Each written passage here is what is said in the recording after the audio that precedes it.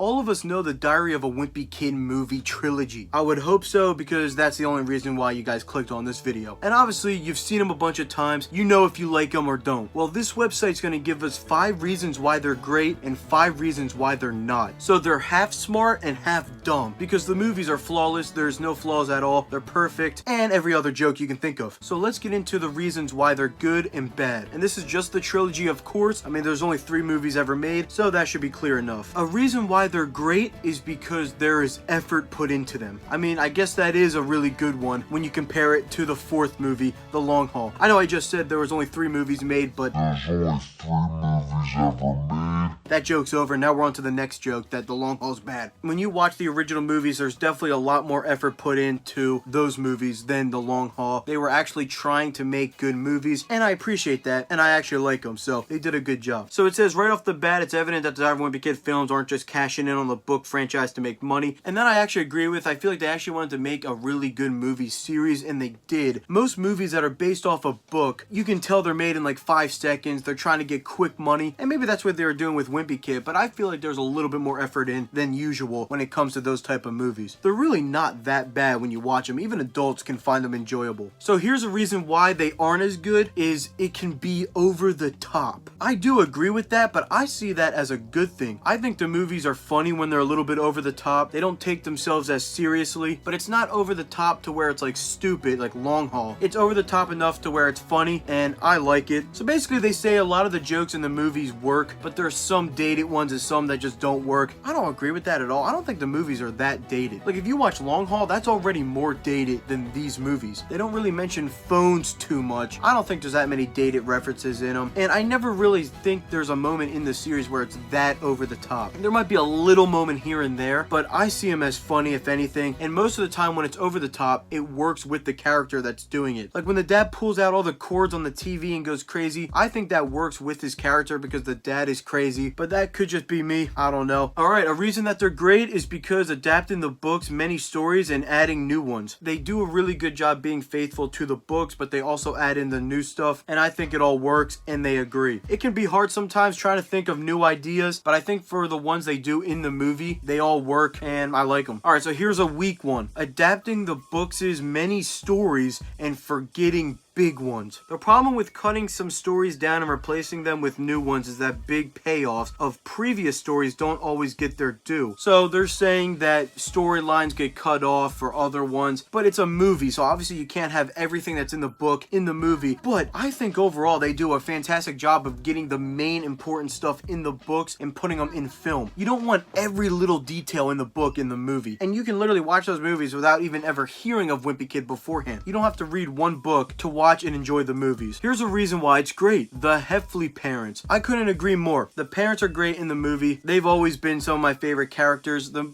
parents in the 4th one are just, I don't even talk about them, they're so bad. But the parents in the first 3, they're amazing. They're doing a great job. They're some of the best actors and actresses in the films. I almost wish they were in it more, but they are really good. Alright, here's a weak one, they say. Manny Heffley. This is by no means a takedown on the actor who plays Manny, but rather the film's instance on largely excluding or ignoring the youngest Heffley. So they're saying he serves no purpose in the movies, he barely does anything. I have to disagree with that. I think what he does sets up most of what happens in the movies, at least for Roderick Rules. He's the one that builds the spike ball that causes Rowley and him to, you know, all this stuff. The parents get mad at Greg and whatever. I think he does have a good amount to do. Obviously it's not a lot, and here's a crazy reason why. Maybe because he's like 5 or 4 years old. I mean, what do you want him to do? Like run around, start talking like crazy like Greg? He's a kid, so there's really not much you can do, and there's already so many other stories that they're focusing on that it's hard to throw Manny in there as well. But what they do, I think, is good enough. You don't want Manny in every scene, but apparently this website does. I don't agree with that. I think they did as good as they could possibly do with Manny. A great reason is Greg's classmates. So basically Greg's friends like Fregley and Shirag and all are all great, and I agree. They're not even seen in the Long Haul movie. They didn't even care that much to do do them. A weak one is Dog Days doesn't have a solid arc. Don't agree with that at all. They're saying it crams too much stuff in there. They do have a lot, but I think that's what makes the movie good. Like, it makes it enjoyable to watch, and I don't agree with the no solid arc. It's about him and his dad. They don't really get along in the beginning of the movie, and at the end, him and his dad are great. I mean, what's not the solid arc there? A great reason is Roderick, of course. I mean, everyone's gonna say this. Roderick is good in those movies. There's really not much more I can add. He did a good job. And then a weak one, the final weak one, is the girl that's in the original Wimpy Kid movie. I know a lot of people don't like her. I never saw her as a problem. Because she's not in the books, people just don't like her. And did she have to be there? I don't think so. But she's not really that bad of an addition. So there you go. Those are 5 reasons why the movies are good and 5 reasons why the movies are bad.